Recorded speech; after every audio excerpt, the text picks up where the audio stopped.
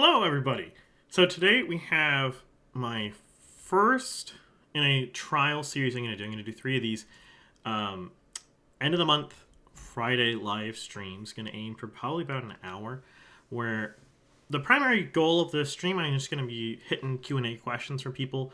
So if you want to participate, you can put a question in chat, tag Q&A, and I'll try to get them reverse chronological order. If you put them on any videos, I will do those as well. I prioritize previous questions on videos, and if you put it as a super chat or like a super thanks, those will get prioritized as well over regular comment questions.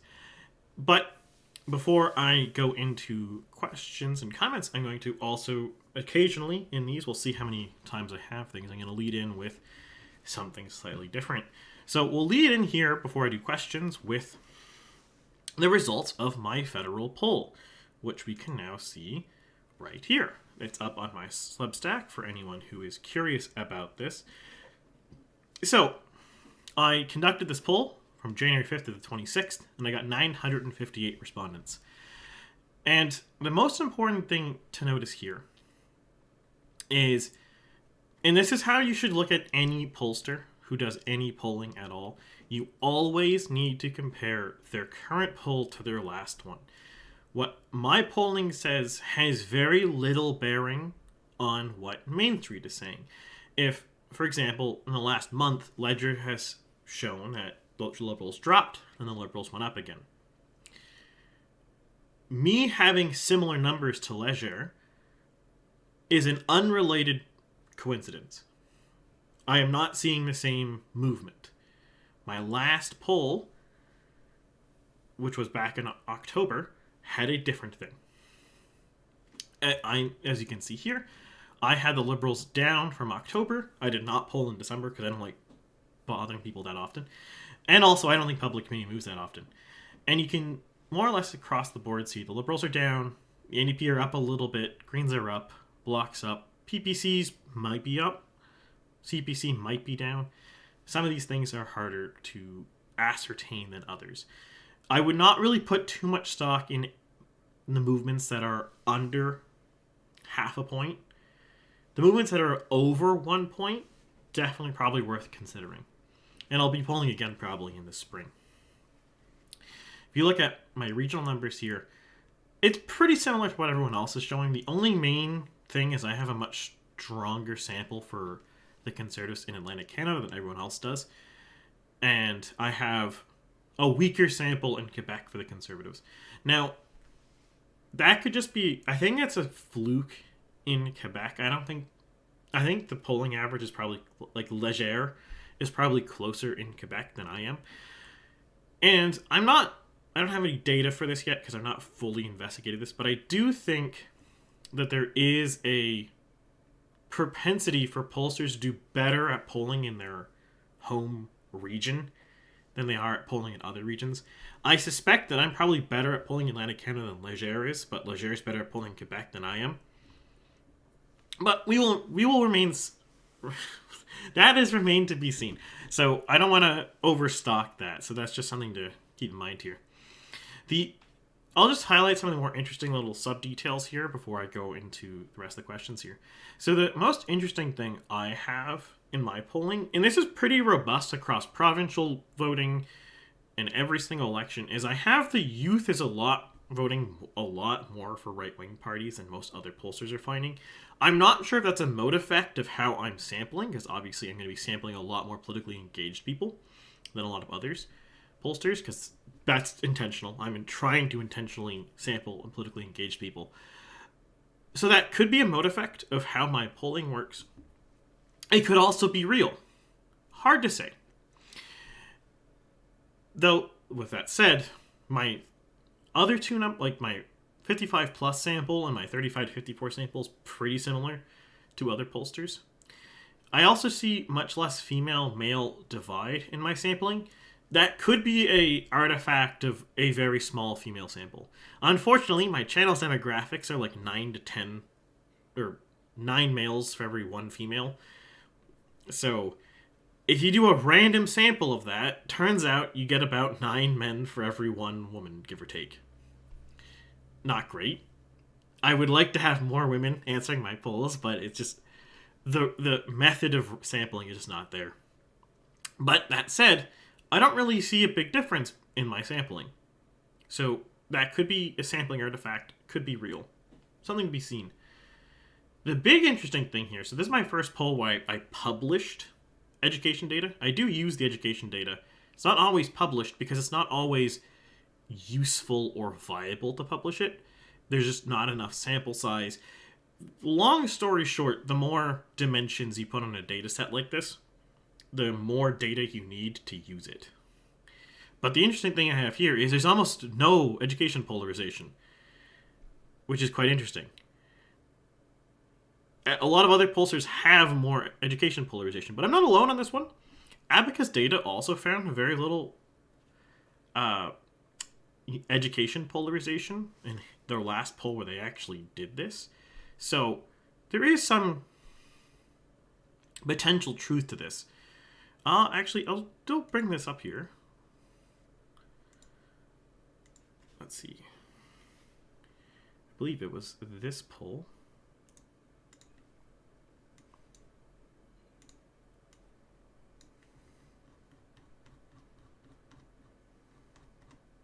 Yeah, here we go. So, Abacus also shows very little polarization on education. So, maybe it's a mode effect, maybe it's my sampling effect. I'm not sure. But I'm not alone in seeing that there's not a ton. So, interesting there. And now, one thing I'll just want to touch on here. If you follow me on Twitter, I mentioned this already. And I actually had a relatively viral tweet about this. I'll touch on this a little bit more on Monday because I'm going to do a video about Canada Federal. But I would put almost zero stock in the current Ecos polls. Whether or not Frank Graves and Ecos are actually trying to fudge the numbers, that's harder to say. But it's very clear to me that their numbers are bad. So either the firm is a bad firm, or they're trying to manipulate the numbers. There's just very little chance that you're going to see something along the lines of this. I'll just bring this over here. You're not going to see something like a 2-point lead, a 3-point lead. At the same time, you're seeing 18, 21, 17, 24, 19, 26. Like, you're not going to get numbers like that. That's just not things that you can do. That's not noise. If it was one poll, you could say it's a fluke. Because, again, 1 in every 20 polls are wrong. Through no fault of the pollster. They're just wrong. But Ecos has published 3 polls that are wildly outside of margin of error from every other pollster. And you can even argue this 11-pointer is debatable, if that's even within margin of error. I think it probably is, but I'll get more into that on Monday. But now, as I touched on the basis here, let's bring up the main bunch of this video. So we're going to start with the supers. So the first question I have here is from CapPiv09. I noticed in your federal model you have the conservative sweeping Northern Ontario. Do you think that move towards conservative voting intentions in Northern Ontario is a permanent trend, or will revert once the CPC starts to lose popularity nationally? Now, this is an interesting question, and it really kind of gets into a lot of the nuts and bolts of the Canadian politics, and more so politics in general. Now, there's a lot of people, especially if you look at political parties, especially if you look at campaign managers, especially if you look at campaign staff, who don't actually know what they're doing. That's not to say no one does. There are many people in those positions who do know what they're doing, but many don't. And one of the things you see here is people like to oversimplify regions. Or they're like, Ontario votes as a block. And that's just wrong. Ontario has a lot of different regions that are voting very differently and act very differently. Right now, all of Ontario is swinging towards the Conservatives. But that's not because all of Ontario is a cohesive political unit.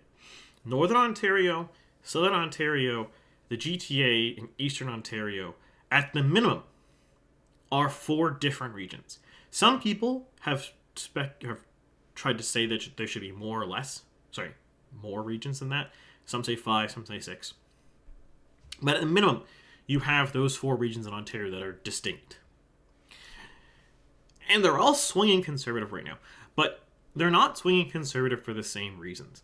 So Northern Ontario is swinging conservative for a reason very similar to why Atlantic Canada is swinging conservative, or why lots of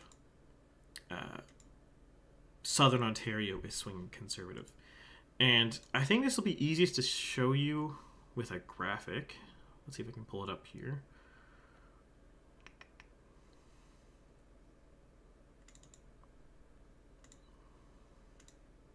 Bear with me. Normally I would cut this part out of videos, but, well, this is a live stream. Aha. Introducing to you the political triangle. So, I'll get the less cluttered version of this here because it's a little easier to read, because I don't need to... Ooh, that's not what I wanted. Wrong graphic. Here we go.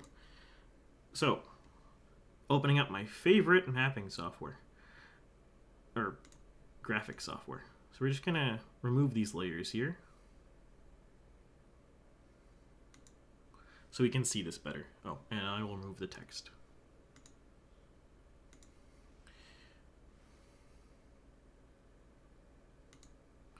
Okay. So, as you can see here, Canada, this is from an Abacus data poll, has 4 main sections. Now, you could argue that there's more than this, actually, and this is not a revolutionary chart here. People mapping 2-dimensional things like this happens all the time. But the interesting thing here to note is that the economic conservative and cultural progressives basically don't exist. This is almost a non-existent faction.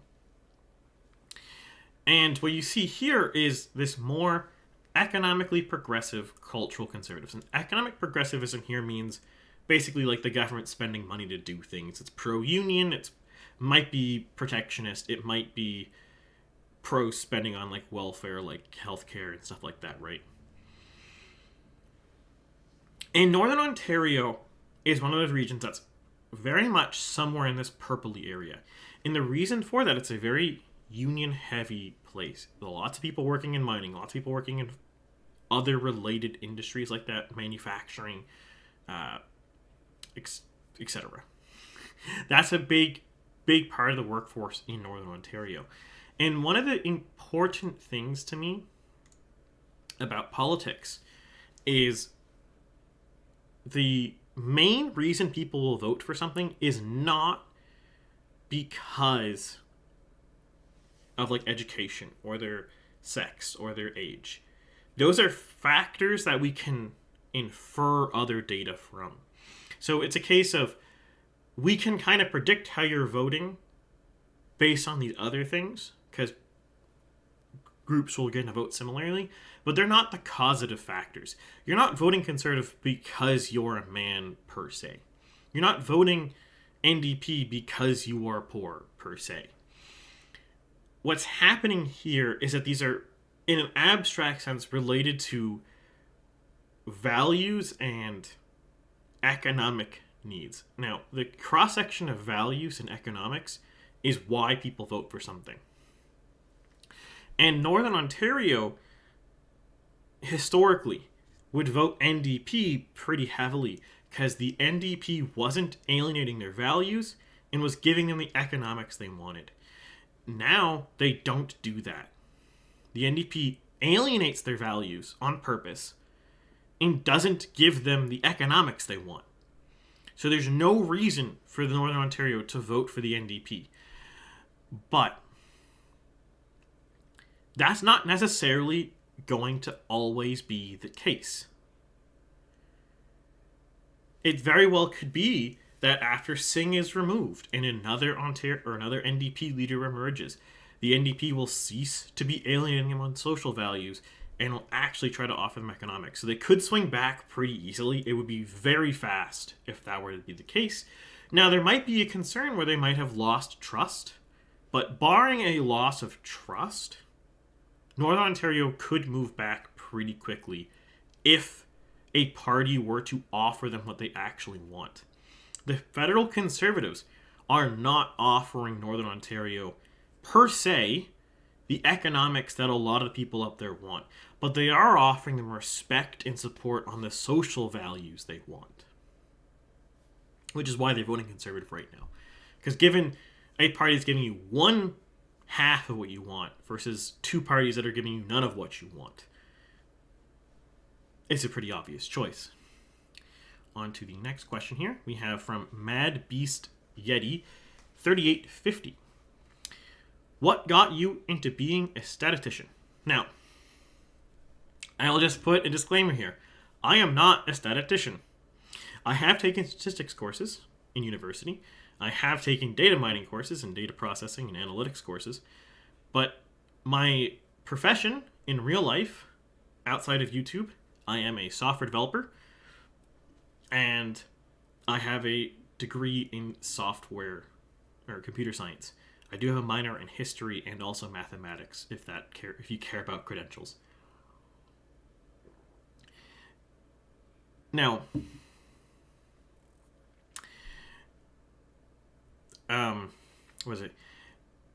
what got me into this kind of thing is really, I'm always just been very interested in politics. Notably, actually, my history background is an easy way to see this. In my minor in history, I pretty much just studied revolutions.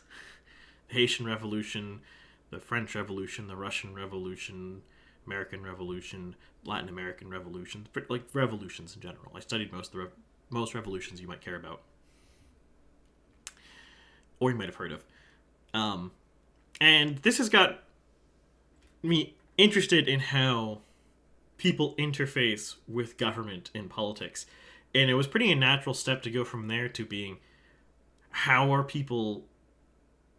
why are people voting the way they're voting, and what is motivating their votes? So, in my mind, it was a pretty natural progression. And then you have, like, what you do for work, on a broad sense, reflects on you as a person. And there's a very strong tendency for engineering / computer sciencey types to want to put things in boxes and to categorize and classify things. Now, this is also true with many other hard sciences as well. They also want to do this. But engineers and computer science kind of software guys are really notorious for this. So it kind of satisfies both the itch from the historian in me and also the itch of the software developer in me to classify these things. So it was a pretty natural extension for why I got here. Now on to the regular fired off questions. We're going to start with this one. Okay, from Marco Kelly 36 Q&A. With the NDP shredding union vote and cooperative farmer types and becoming a hyper-progressive party, do you think that opens the door to a leftist conservative party in Canada? Kind of like the BSW party in Germany that is left spending social labor, but culturally conservative / anti-woke. Now, the short answer and the unsatisfactory answer is yes. And that's unsatisfactory because that's not how this works.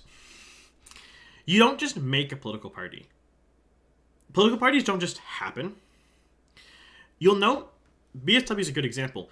The BSW party is only relevant in Germany because it was founded by a high-ranking, high-profile, highly popular member of the left party who then left the party. They left the left party because they weren't... Sarah, whatever her last name is, I can't pronounce it. It's a German word. Sarah Wendecknecht, or whatever you pronounce that. Apologies for Germans here. She didn't like how the party was going, that it was too quote-unquote woke and stuff like that. It didn't care enough about Germans. I'm vastly oversimplifying this, by the way. That's how that forms. You look at, say, I'll give it a Canadian example. How does the Reform Party occur in the 80s and 90s? It doesn't just happen out of nowhere. It's not a coincidence it happens when it happens. It required, one, the PC party to be in a dire situation, such that it had betrayed its base in the prairies, and those people were discontent. So it requires that. And you could probably say that this purple quadrant voter, the socially conservative, economically progressive type, they might be in that camp federally right now. But that's not enough. You need somebody to have political influence and power to pull this. And if you look at the Reform Party, people like Preston Manning and Stephen Harper were quite notable. Like, they were already relatively prominent people in the Western Canada. And the Reform Party won seats in Parliament off of discontent, and that kind of catapulted them in 1993 to winning like 40 or something seats federally. The problem with trying to do that for basically NDP 2.0 is there isn't really anyone in the NDP who seems to have the gumption to try. Now, maybe when the NDP leader, Singh, resigns, this could happen. But it does not seem like that will just emerge out of the ether. It seems much more likely the NDP will keep sliding to the progressive social values and abandon these voters even more, and there will not be a replacement party. And in fact, we could very well see Canadian politics align more on social conservatives versus social progressives. Which, I will note, if we go back to this Abacus data, that's not the better way to see it, that's the better way to see it. There's actually more social conservatives, cultural conservatives in Canada than there are social progressives. There's only 30% hard, firm social progressives versus, it's 35% versus 47% are culturally conservative.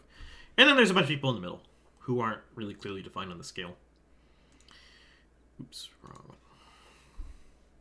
So there might be a bit of this, but it's unlikely that we're going to see this. The next question here we have from McGlynn20.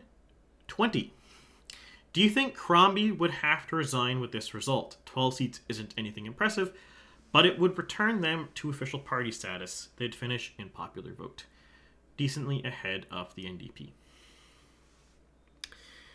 Now, this is related to my last Ontario video, and for those of you playing at home, I will just bring up that map so it can be very easily seen what he is talking about.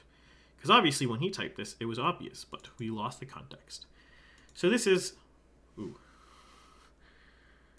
we are going to make this larger. One second here. I'm relatively new to the stream game. I've done it before, but not as often as you might think. Okay.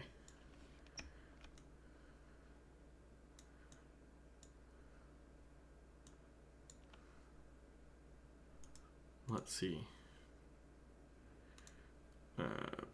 Sorry about this.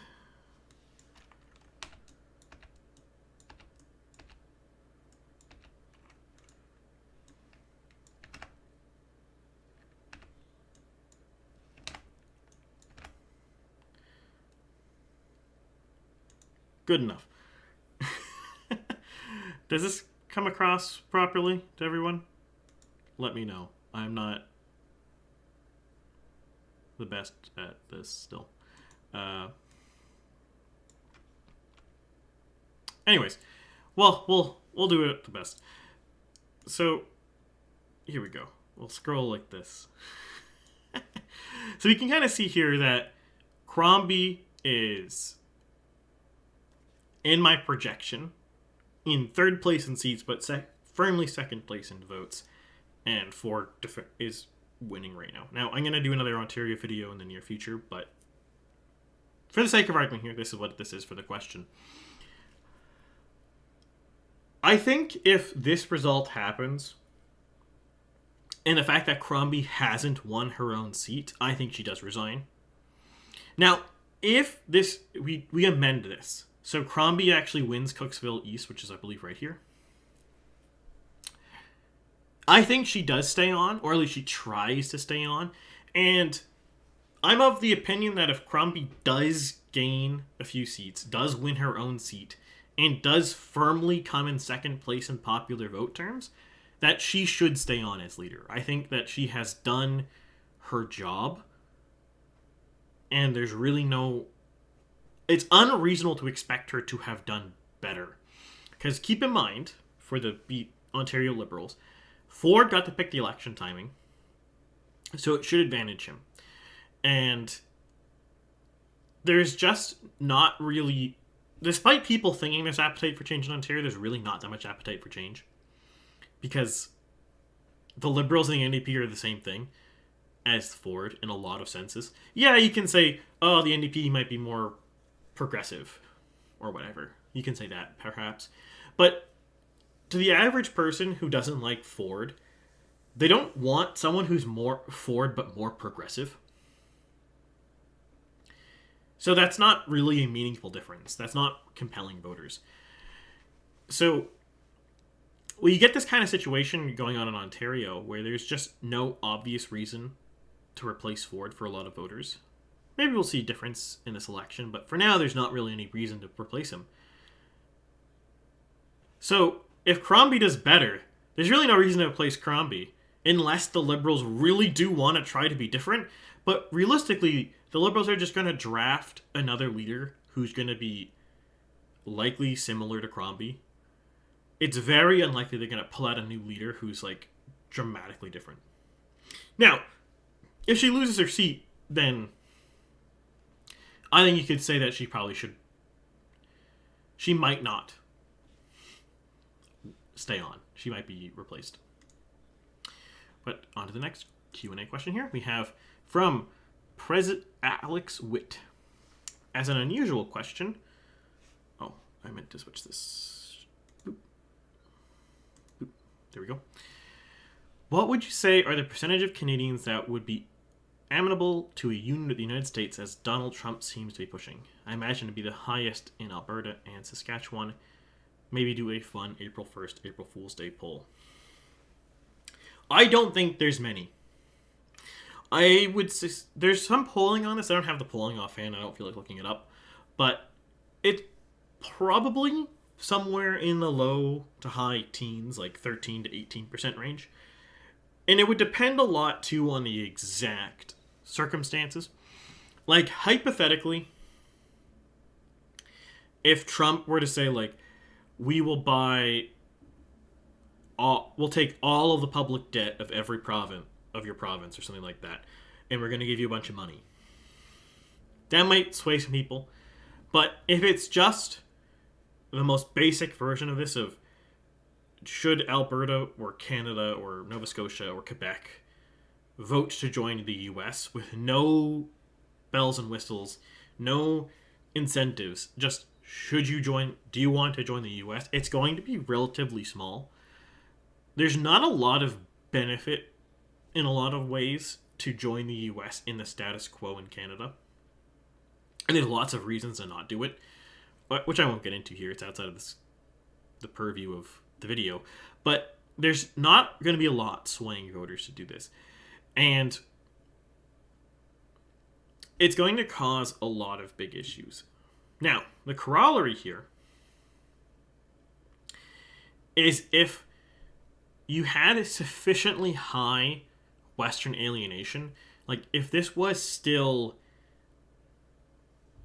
fall, winter 2019, you might see something different happening, or somehow the Liberals win the next election. You could see different things, something like Alberta, Saskatchewan being much more likely to leave. Or if Quebec were to leave, you could possibly see all of Canada collapse, which I might get to in a future video, but it's a non-zero chance that that could cause a chain reaction and end Canada if Quebec leaves. In which case, then you might see provinces or regions vote to join the US, but I think it's very unlikely. On to the next question here. Pave 719 Q&A. Have you looked at, for example, modeling German, i.e. true multi-party democracy elections? Germany would be interesting as we have an election this February. I have looked at modeling other countries' elections before and multi-party ones. In the past, I have done France, for example. One of the big things that limits me from wanting to do, say, Germany, despite it being an election right now, which might be interesting, is first off, my audience is overwhelmingly Canadian. So they don't tune into foreign videos as much. So the views to effort ratio is not quite there. I would get more views doing a Canadian video on like Newfoundland than I'm going to get from a German video. Likely. But more importantly than just the views to effort ratio, I just fundamentally don't know as much about Germany. Or, let's say Russia, or Russia's a terrible example, or say like Italy, or say like Sweden or something. I just know less about those countries. So I wouldn't be able to provide the same level of commentary quality, so I wouldn't want to do it. The countries I do have done foreign videos for, such as France, such as the US, I know a lot more about those countries, their history, their politics, so I don't feel as out of place talking about them. And I probably will do more US or French videos the next time there's an election. I was planning on doing UK videos, but their election timing really threw me off because I was planning my wedding at the time the UK election happened, so that wasn't going to happen. And maybe one day I might do US videos again, but the US videos, Americans are annoying in the comments. They're not. Canadians are much better in the comments, especially Quebecois. They're great. Love Quebecois when they're commenting. They're great. Next question here. What does the future... Oh, sorry. This is from Time Phaser FV9BW. What does the future of Alberta look like? Will the NDP become the dominant party in the future? Now, this is a complicated question because it depends on a lot of things, but the short answer is no. The long answer is probably not. So, to elaborate, parties become dominant for a very particular reason. Generally speaking, society functions in a sort of cyclical fashion. And there's cycles within cycles within cycles. Everything is cyclical. The Whiggish narrative of history that everything is a progressive line is just completely wrong. That's completely false. This is a strongly anti-Whig historiography channel here. Everything is cyclical. So one of the big cycles, which I'm eventually going to actually do a proper thing on, and this is like a deep-seated political theory of mine, everything is related to a very core cycle. If you've ever read or watched anything about Strauss-Howe generation theory, it's a bit built upon that, and essentially how generation turnover affects politics causes it to have a certain cycle where people have different politics and its reaction to previous cycles. So the last cycle, the one we're just exiting now, was the liberal epoch or the liberal era, depending on how I want to name it.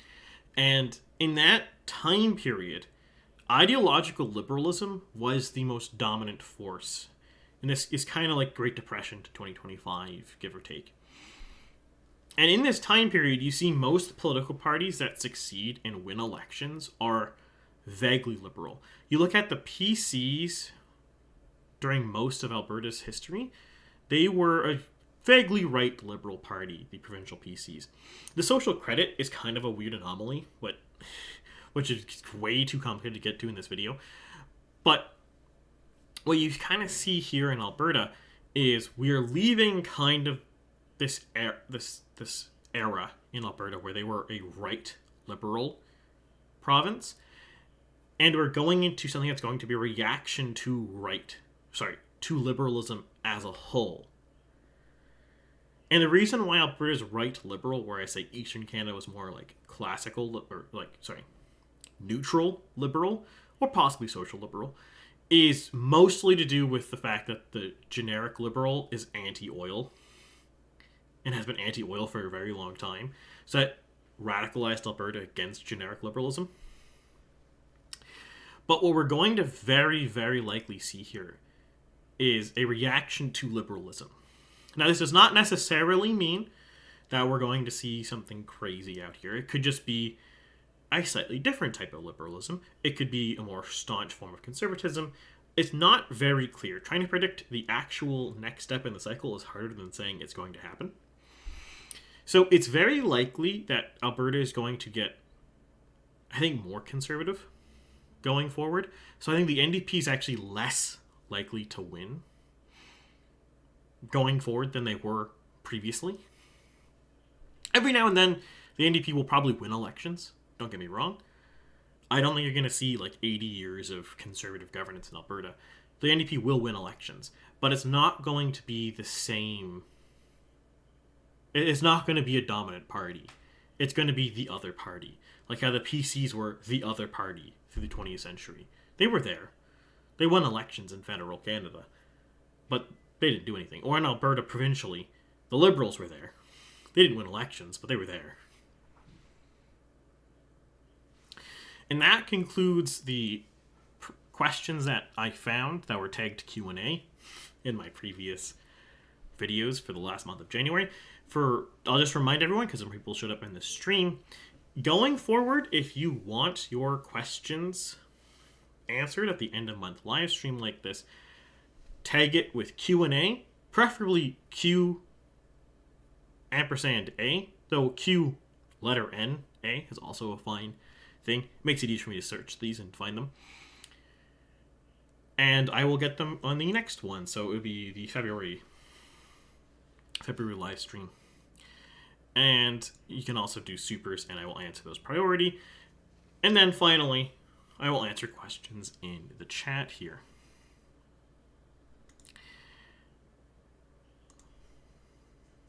So, starting with some of the chat questions. Let's see, what do we got?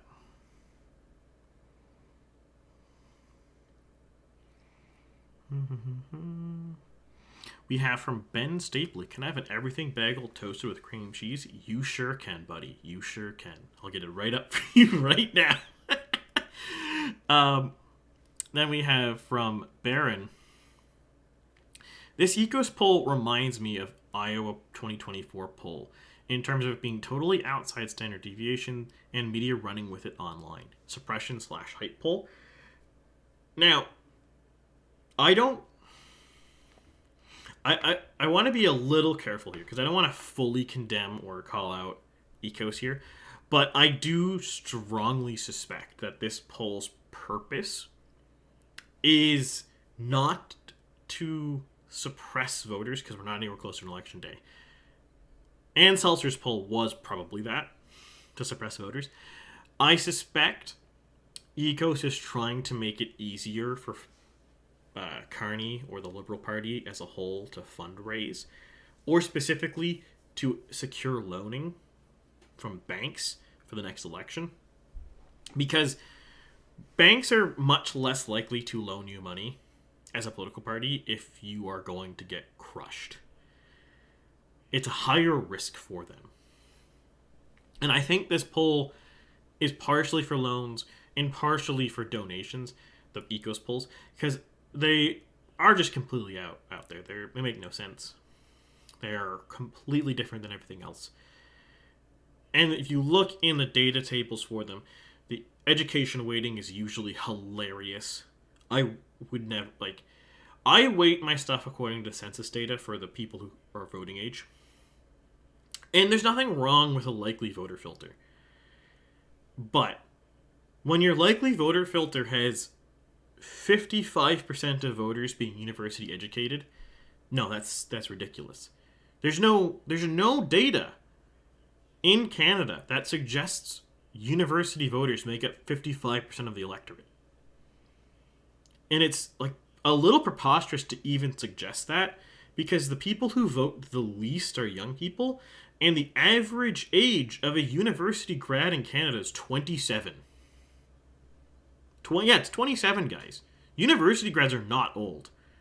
When you see a poll and it says university grads are really left wing, look at that poll saying what is their demographics for young people. If they're also saying under 35s are left wing, it's a nothing burger. It's one of the reasons I don't usually include education in my publish the education data in my poll. And I only published it in this one because Ecos was putting out silly numbers and I wanted to contest Ecos. Going forward, I might not do education again. I might do a different sub-demographic. But we'll continue here. So from Jacob S, we have, what is going on with Ecos? I sort of answered that question already, but basically, Ecos is... Frank Grace is a really biased pollster. He has, on record, said he is going to do everything he can to stop Poilievre. And now, I will just be straight up here. I'm a biased person. I am not a neutral party here. I am not a neutral person. I am not outside of the political spectrum, not outside of politics. I'm actively involved in politics. I actively do things. I'm actively involved on campaigns. But there's a difference between that and what Ecos is doing. Ecos is clearly trying to influence people to do something, whereas my goal here is to be correct. I do not care if my team wins or loses an election more than I care about being right. I would rather lose and be right than win and be wrong when it comes to videos I make on this channel. Sometimes I am wrong on this channel. I'm not 100% correct. But I am usually more right than I am wrong. And I prefer it that way. I'd rather lose elections and be right than win elections and be wrong when it comes to the content on this channel. And when it comes with my own polls that I do, I would rather my own poll be accurate and my team lose than it to show that my team is going to win and my poll is wrong. Another question here from Baron.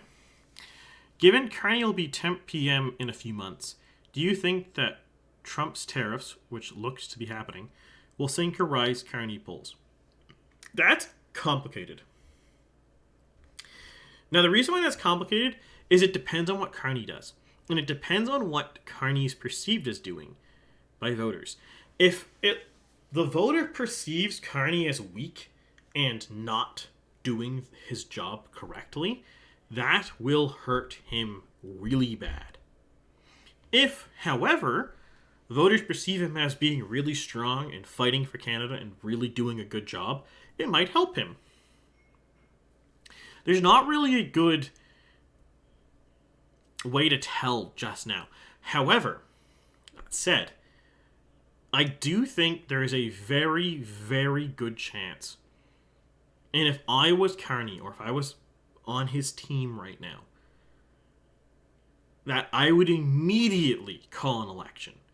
The Liberal leadership race ends on March 9th, If I am Carney and I win the leadership race on March 9th, I go to the Governor General's office on March 10th and ask to dissolve Parliament and have an election. Right then, right there.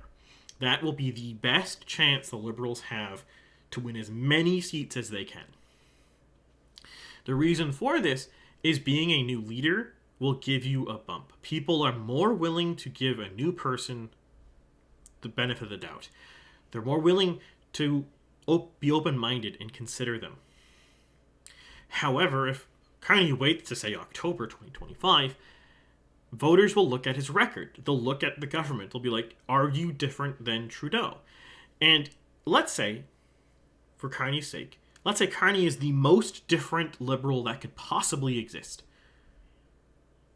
There's really not much time from April to October. He really can't pass much legislation. He might be able to pass a budget, maybe, if he bribes the NDP. But if he bribes the NDP, it'll be really difficult to make him look different than Trudeau. So he has a very tricky situation there. How do you distinguish yourself from Trudeau while working with this parliament? And that's hard. That's a non-trivial task. In fact, it's almost certainly easier to just say, screw it, have an election right now. I will probably lose, but I'll probably retain more seats than if I wait 6 months. Because I can't actually really do anything different than Trudeau. I don't have the time. There's almost no time to pass legislation. There's really not much time to pass a budget. There's not really time to do anything. Going on to Kai Bash, fellow Nova Scotian here. I used to work on old Tory campaigns back in Central Nova. Any chance you'd like to work together or talk for some content for the channel? Thanks. Love your videos. The easiest answer for that is I'm perfectly happy to talk. You should be able to find my email on the channel, but the channel's email for business inquiries is thegreatcanadianbagel@gmail.com. So if you want to email me there, I will do my best to get back to you. I do get emailed a lot in general, not just on my business email, like my personal email as well. So I often miss emails. So if I don't get back to you, do not think that means I'm ignoring you. It could mean I could just miss your email. And if I don't get back to you within a certain time, just bump your email. Say it again. But yeah, I'd be interested to hear what you have to think. It's hard to say depending on the details for content, because the YouTube really punishes you if you go outside of your regular content stuff. They give you less views, they give you less boosting. So it will depend a lot on if it fits the schedule and the timing of my videos, but we'll see. I'll love to hear your ideas though, so just go email me and then we can try to hash it out more. Going on here, that we have from Peo Time, a Canadian Rams fan. Did you listen to his speech today, his being Carney? It was a moment I realized I would be just as happy him losing as Trudeau losing. I have not listened to his speech, but everything I've seen from Carney makes me think he is not going to be substantially different from Trudeau. But who's to say? It's too early to tell. He's not really said any policy yet. And when people say, like, Poilievre hasn't said policy yet, that's obviously not true. But Carney really hasn't said any policy. Not even, like taglines or, like, the cliff notes. Because you can criticize the verb, the noun thing that Poilievre's doing perfectly fine. But, at least saying that's what he wants to do, and there is more elaboration on that. So far, we don't have much from Carney.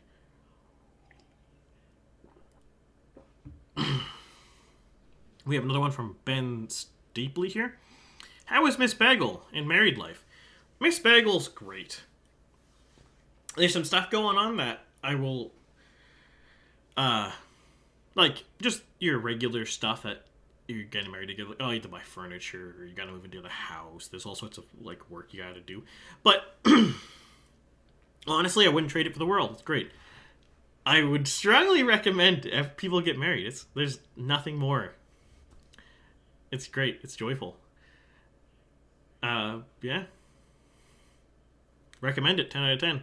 Make sure you marry the right person though. But if you have the right person, go for it. You'll never regret it. From Ontario fan, do you think the new blue can make any ground in the Ontario election? This is a tough question because it's not entirely clear where the new blue party is right now, polling wise. And I'll just bring up the Ontario data just to like the polling to make it a little more clear here. So you can see, I will admit I made a mistake here on my Ontario poll. I meant to have new blue broken out, but I didn't, so oops. But as you can see, no other pollster's breaking out new blue. So it's really hard to say if they have momentum, if they're going anywhere, if anything's happening. But it's possible. I think there's a lot of people who are right-wingers or Ford voters who don't like Ford for whatever reason. There's many reasons, but they don't like Ford. My one suggestion is, in that case, you should go vote for something like New Blue. Maybe not necessarily New Blue in itself, but you should vote for a party. There's a kind of common trend people have in elections where they don't like any of the options, they don't vote. And sometimes you don't have silly alternative options like New Blue Party. I say silly because they're probably not going to win the election. It's almost certainly won't. They might win a seat, maybe, but they're almost certainly not going to win the election. But what these like tiny little fringe parties do for you, if you go federal, you might be like the Libertarian Party or like the Christian Heritage Party or whatever. If that candidate exists locally and you are inclined to that faction or that party, or in the case of Ontario, you might be more inclined to the New Blue Party than you are to the PCs, you should vote for them, even if there's a 0% chance they win. Because if you don't vote, then what you're telling Doug Ford is that there is no right-wing opposition that he should be concerned about. But if New Blue does really well in in the election, then Doug Ford can see right there, I have to be worried about my right flank. That's what happened in 2021 with the PPC. They won 0 seats. They were nowhere close to winning a seat. But they did well enough that the Conservative Party had to go, hold on. Maybe we shouldn't do Aaron O'Toole style milquetoast conservatism. Maybe we need someone more robust in charge. And that's how you get Poilievre. A more robust conservative. And that's the thing you really want to make change in. Now, to a certain extent, the left already gets this. You see with the Liberals and UNDP and the Greens will split up. And it's a little unnatural for right-wingers to split their votes like this. But sometimes this is the more efficient and better way to do this. So that's what you should try to aim to do if you don't like the main party. Now, sometimes, like you have 2024 Nova Scotia, if you did not like Tim Houston, you have no other option. So in that case, you really should just do whatever you can. Vote for your local candidate if you like them, or whatever. But in the case of Ontario, there is other options, and if that is running and you don't like the PCs, you should definitely vote for the other option. It's better to vote than not to vote, essentially. The next question here I have from Ayatollah Kashmani. Is Polymarket the most reliable source of polling information in 2025? I'm going to say no. But I will caveat this. Sometimes Polymarket can be better. And this isn't because Polymarket is good. But it's because people in Polymarket are more concerned about being right than they are about whose team is going to win. And that's the key thing here. If you're looking at a pollster, or you're looking at a political party, or you're looking at an analyst or a commentator, if they're more concerned with being right than they are with winning, that's someone you should look at. And Polymarket is more concerned at being right than their team winning. The problem, though, is gamblers are not entirely rational. Gambling is an irrational activity for the most part. So it's not a great source to go because it's not necessarily based on anything. There are people who will bet on a candidate because they want that candidate to win and they're manifesting this. You kind of saw this in Polymarket. There's like a rally towards Harris in the 2024 election, like right before E-Day. And that did not amount to anything. That was not based on anything, but just vibe. So it is what it is. I have a super chat here from Joel Hurdle for $27.99 Canadian. I appreciate you, that he says, and thank you for the super chat, Joel Hurdle. That is wonderful. Thank you. Let's see here.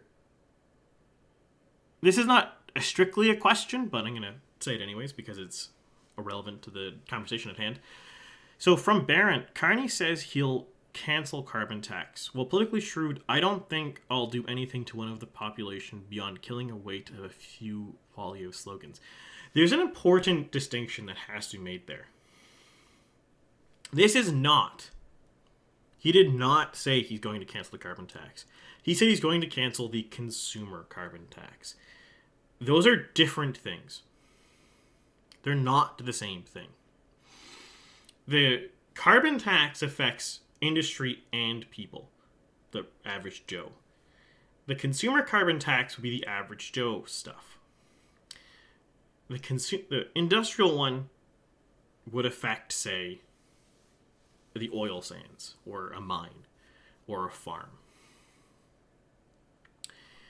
Carney's only going to remove the consumer one, and not remove the industrial one. Poilievre's going to remove both of them.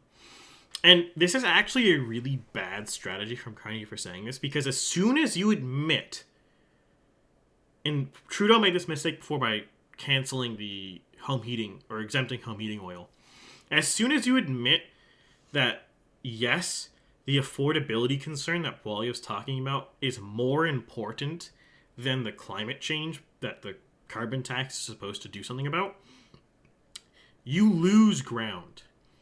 And one of the things with the carbon tax, regardless of whether it's good or bad, Trudeau poisoned the well on the carbon tax and carbon pricing as a concept the day he decided to play political games, which was day zero. The correct decision, if you wanted a carbon tax, is it should have had no rebate, it should have affected every province simultaneously, and it should have replaced all existing measures. And with that new revenue, they should have reduced taxes outright. Preferably the corporate tax, but it could have also been the $50,000 to $100,000 income tax band. The $50,000 to $100,000 income tax band and the corporate tax band are the two most efficient taxes to cut. And economists will vouch for this.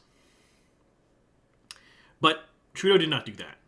And he decided to play games with redistribution of wealth and saying, you're going to get more back than you paid in. And as soon as you do that, you open the talk about affordability, and Carney and Trudeau before him have just admitted that the affordability isn't there. And that's kind of killed the carbon tax. And Carney trying to cancel it, cancel part of it, is going to just undermine it more. And undermine his position more. And actually boost Poilievre. From Jared Walsh, will the NDP lose the party status in Ontario NDP? That's an interesting question. So it depends a little bit here. So some of these Main Street polls, they might hold on a bit. But some of the other polls, Abacus, Campaign, Liaison, Leger, if the NDP are polling under 20% in Ontario, and the trend is not looking good for them here on this chart here, and if we actually look at my own data, okay, Excel, I don't need to say safe here. You can kind of see here too that the NDP's declining. And you look at seats, they're doing worse. I think losing party status might be hard, though it depends a little bit on how good this cycle is for the campaign cycle is for the NDP. But they're definitely going to lose seats. They're not in a good position. Marit Stiles was a terrible choice for leader. So I don't think they're going to do well. I think they have every possible thing to go worse. And there's really no chance here. And then the next question here, let's see.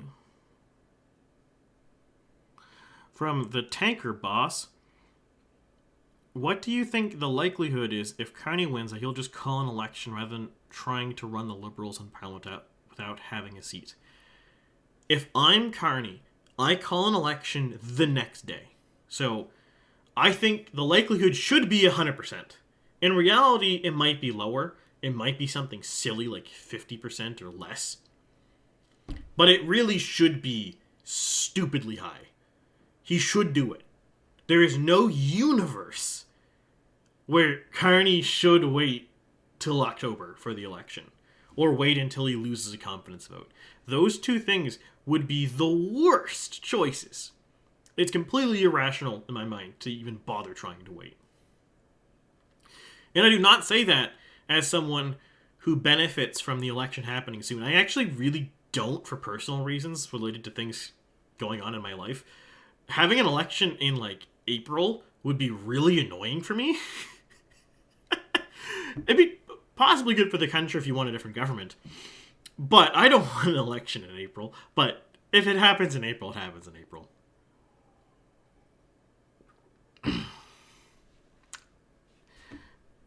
From GL Rocco 97. Do you agree we should have a flat tax on income and a business tax to 10% or lower?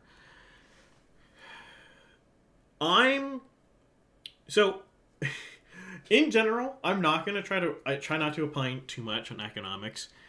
I know a thing or two, though if you ask certain people, I know nothing. But I'm not the best person to ask. The numbers I quoted earlier are not my opinion. They are what? Like cutting the 50 to 100K bracket or corporate taxes.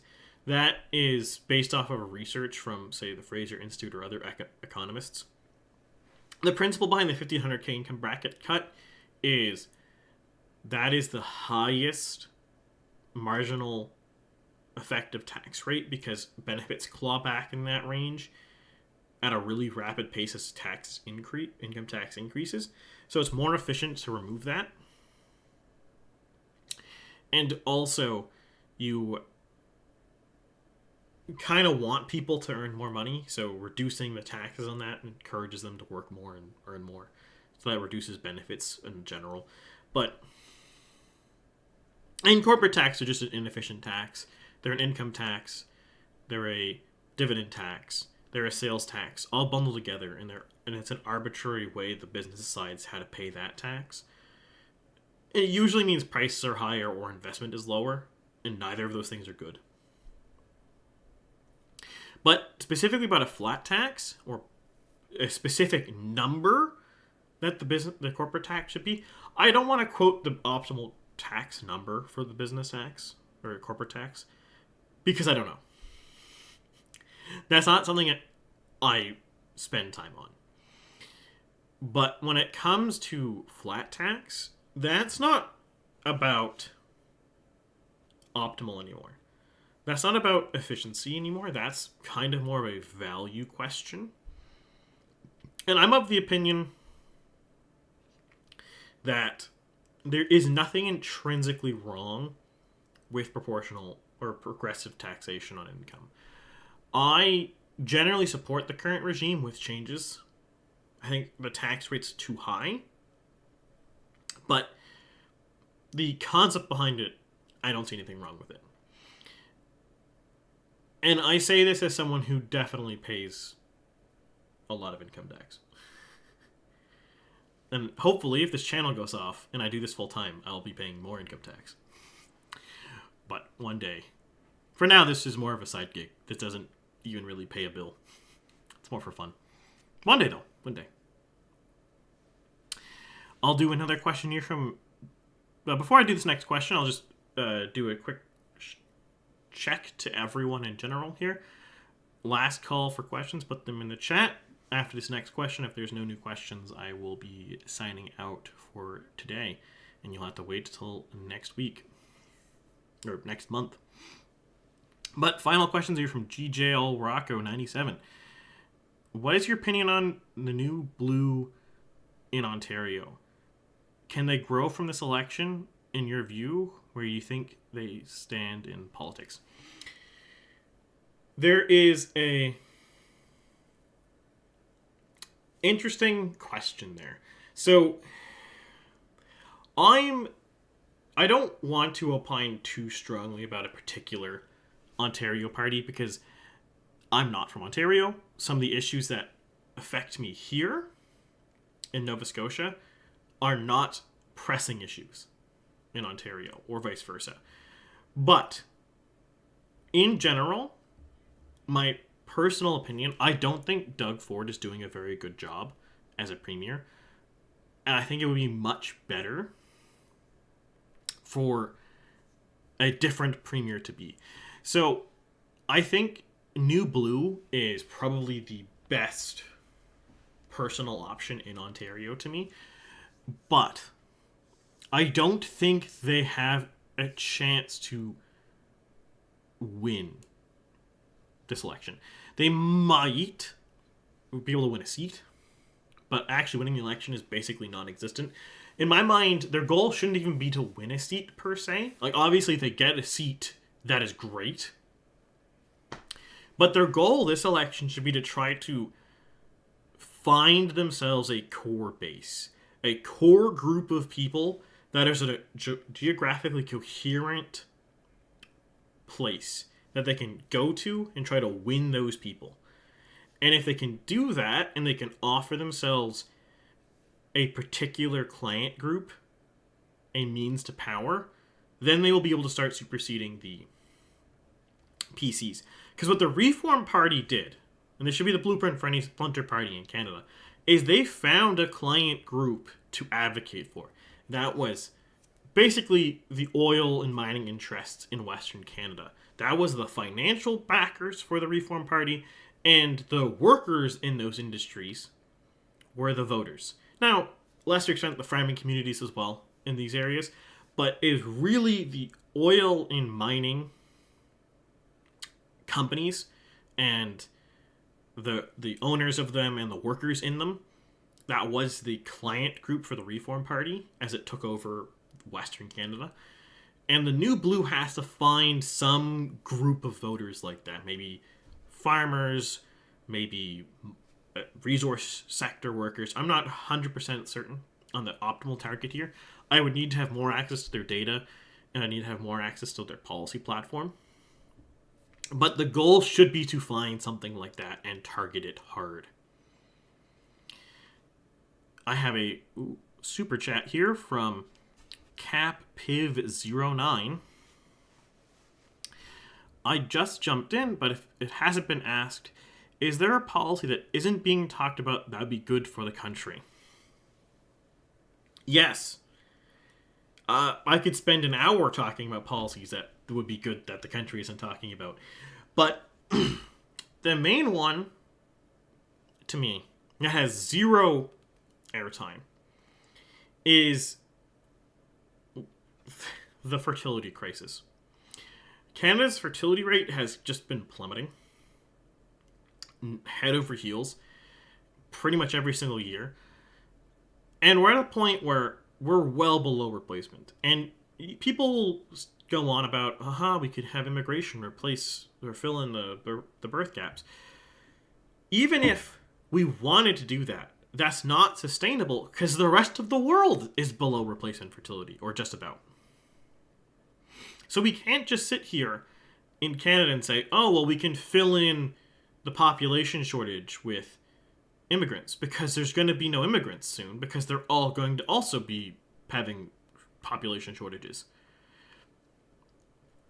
So we really need to tackle this core question about what's going on. Why is fertility so bad? There's all sorts of reasons.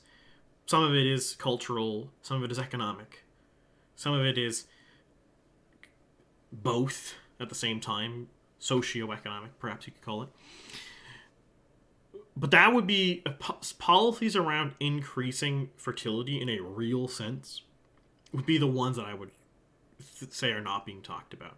And I will just caveat here, daycare is not, subsidized daycare is not a real solution. There's some evidence, a little bit, that it increases fertility, but it's very, very slight for the cost. The main thing it does is increases workforce participation rate of women, which is a completely unrelated target or result to the goal of increasing number of babies born. So in my mind, it's not a reasonable or even good solution. You have things like the CCB are kind of good, but the number is way too small. Data says it should be a lot larger for it to actually want it to work properly. But even that isn't enough. There has to be some more cultural change. But again, we have no policies about this. And it would be a little too long to go and actually discuss the real policy changes, because there's in an abstract sense, there's 3 types of people in politics. You have money people, you have campaign people, and you have idea people. I classify myself more as the campaign side. In other words, I can tell you if an idea is good or bad. I can tell you if it's going to play well with voters. Actually making a policy that's going to do what I want it to do is not per se in my wheelhouse. You would want to talk more like wonkish guys if you want to actually look at, we need to do X so Y happens. That makes sense. Another question here from the National Telegraph. What is the death number for the Ontario PCs for popular vote share? I assume you mean here that when they don't win a majority. That's a good question. It depends a little bit on the voter distribution, but with the current voter distribution, let's pull this up here. I can do a quick simulation. Hopefully, if I have this program set up correctly. This will not be on stream because I don't want people to see the video of what I'm doing here. I don't like people being able to see what my model actually does, code wise.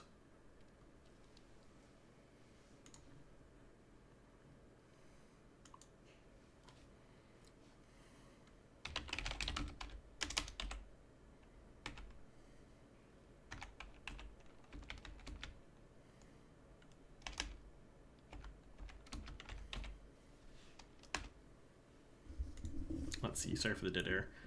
Trying to do the math live is hard.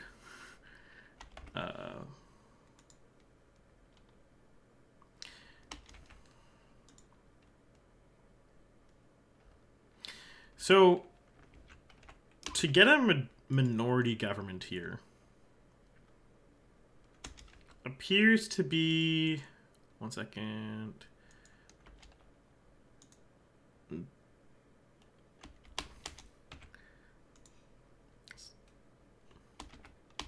Harder than I thought it was going to be, or more time consuming. Okay, here we go.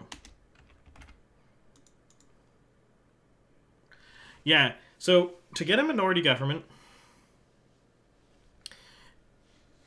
with the current distribution of votes, would require something in the realm of a 3.5 point lead over the Liberals. So 30.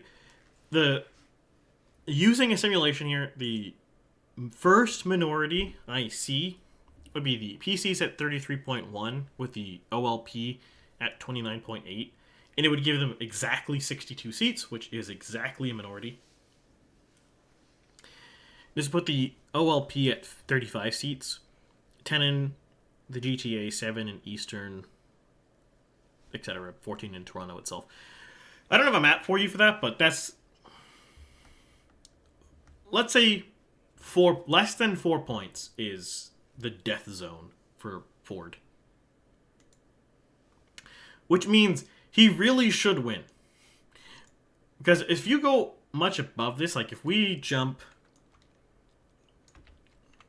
a comfortable margin upwards, like we jump to like a 7-point lead, and now you're looking at 71 seats for Ford. So there's a very comfortable margin here for Ford. Okay, let's see. Is there any other questions in the chat? The chat is chatting, which is good. Right on, chat.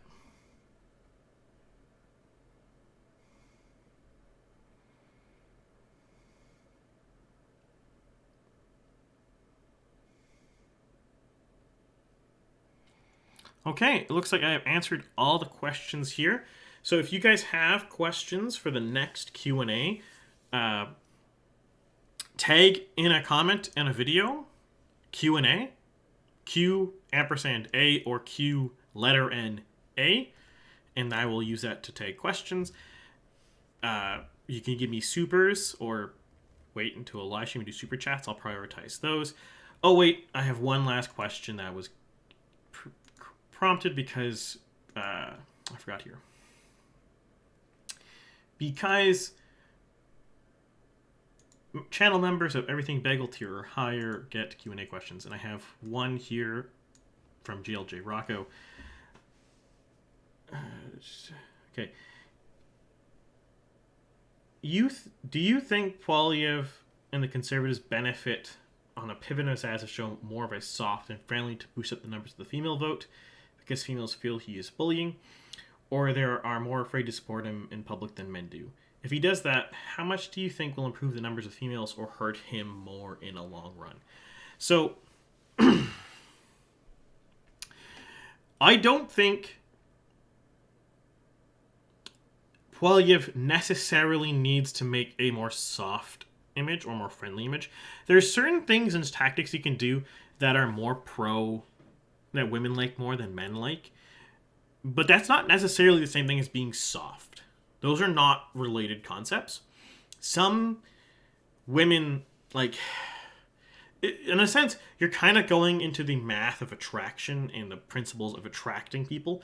So what is attractive to women is not going to be the same as what's attractive to men. And it's way too complicated to get into that in this video.